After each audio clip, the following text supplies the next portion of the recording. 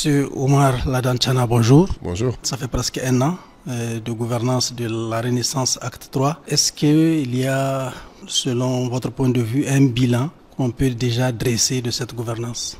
Le seul bilan qu'on peut dresser, c'est celui des affaires. Chaque semaine, chaque mois, avec son lot de dossiers de corruption, de dossiers de détournement. Et chaque trimestre, avec son lot de malheur. On avait déjà dit que M. Mohamed Bazoum n'allait pas porter le bonheur dans notre pays. Et l'histoire nous a donné raison. Les Nigériens ont vu ce que nous avons dit et qu'ils se rendent compte que l'histoire nous a donné raison. Alors, un an, n'est-ce pas trop tôt? Vous savez, nous ne reconnaissons toujours pas M. Bazoum comme président de ce pays parce que nous savons comment les élections se sont passées. Nous savons que c'est le président Ousmane qui a gagné le vote populaire.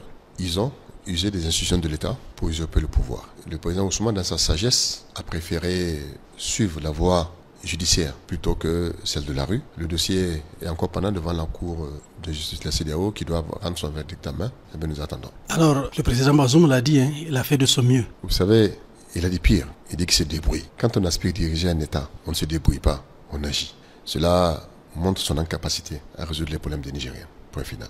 Par rapport à la situation d'insécurité, le président Bazoum est en train de, il l'a dit, qu'il négocie avec les terroristes. Est-ce que c'est une bonne solution selon vous?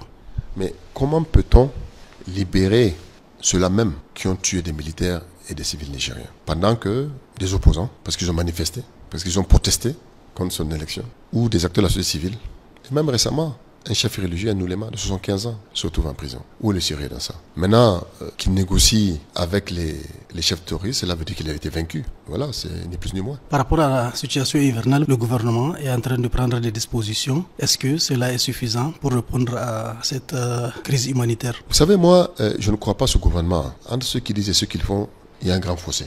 J'attends de voir. Et je suis sûr que même dans le traitement de la période de soudure, des aides qui vont apporter aux populations, même cela va être politisé. Parce que c'est leur habitude. Moi, je viens d'une zone rurale et je sais, chaque fois, nos militants nous remontent. Quand tu n'as pas la carte rose, tu n'as aucun droit. On se demande même aujourd'hui, est-ce que ceux qui ne sont pas militants de ce parti-là ont même des droits en tant que Nigériens? Le plan de réponse humanitaire est évalué à plusieurs centaines de milliards. Le Premier ministre a réuni les différents partenaires. Est-ce que ce n'est pas de la bonne volonté? Moi, simplement, ce que je dis aux partenaires, s'ils donnent leur argent à ces gens, il ferait mieux de bien surveiller. On va revenir sur cette affaire à l'Assemblée nationale. Le partage des conseillers qui a fait quand même assez de bruit. De votre point de vue, comment voyez-vous cette situation? Non, mais il n'y a pas d'autre solution. C'est qu'il faut revenir là-dessus. Moi, j'ai écrit une lettre au président de l'Assemblée pour demander la liste des personnes qui émargent sur le budget de l'Assemblée nationale. J'attends toujours, je n'ai pas eu de réponse. Je vais les relancer et jusqu'à obtenir satisfaction. Parce qu'en tant que député, je dois savoir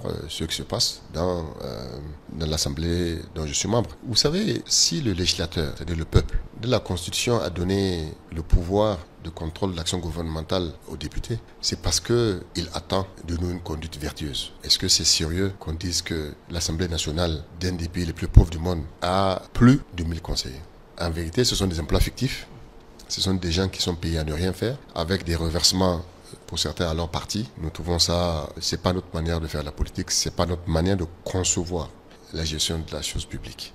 J'espère que la sagesse visitera le président de l'Assemblée et qu'il reviendra sur ces nominations et repartir sur de bonnes bases. C'est normal qu'un président de l'Assemblée ait des conseillers, mais il doit y avoir des conseillers qui le conseillent, qui travaillent réellement. Et je l'avais dit déjà, je crois que c'est un de vos collègues, les emplois fictifs, c'est quelque chose ne punit pas la loi.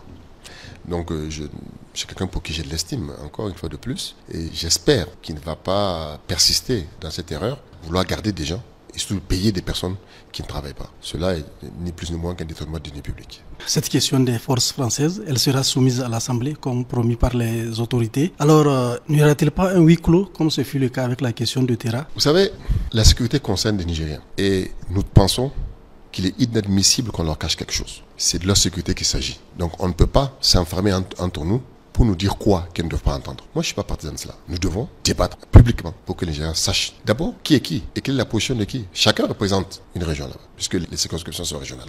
Donc, les Nigériens doivent être à même de savoir ce qui se passe. Mais vous savez, le huis clos, certains l'ont soutenu, l'ont défendu, parce qu'ils ne veulent pas qu'on parle du dossier du ministère de la Défense nationale, des détournements. Voilà pourquoi certains ne veulent pas qu'on parle. Mais nous sommes à l'aise. Nous savons également qu'ils ont une majorité Godillot qui va voter, qui va approuver. Mais moi, ce que je propose, si tant est qu'ils sont confiants, nous proposons que cette question soit soumise à un référendum pour que le peuple nigérien souverain se prononce sur oui ou non les forces étrangères doivent venir. Et la question sera tranchée. Mais on ne peut pas pour une question aussi sérieuse où, quand une assemblée des députés se partage 1000 conseillers, quand même les gens sont en droit de douter de leur objectivité. Monsieur le Président, merci.